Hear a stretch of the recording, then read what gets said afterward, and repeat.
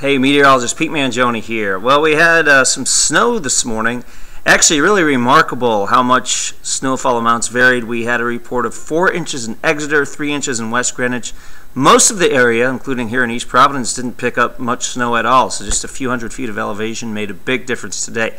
Now, anything that fell will melt quickly today, and the reason is we'll bring in some sunshine and temperatures in the upper 40s, maybe even a few low 50s. The wind will keep going. Now, we had some strong wind gusts this morning. That does continue into the afternoon. This is around 2 o'clock where I do expect winds to continue to gust between 30 and 40 miles an hour. So it's possible we get some isolated tree damage and power outages and things like that. And then we taper off these winds late tonight through tomorrow. So by tomorrow morning, this is around 8 a.m. on Sunday. Yeah, it's not completely calm, but it's not nearly as windy as what we saw on Saturday.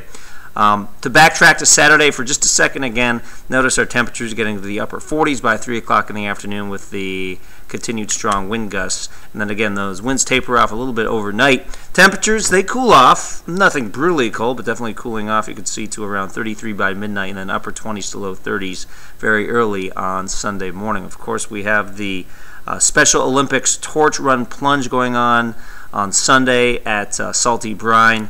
Air temperature should be in the mid-50s potentially by the afternoon, even though water temperature is still running in the 30s and low 40s. We will post more updates today on Weather Now here on WPRI.com. Have a good weekend.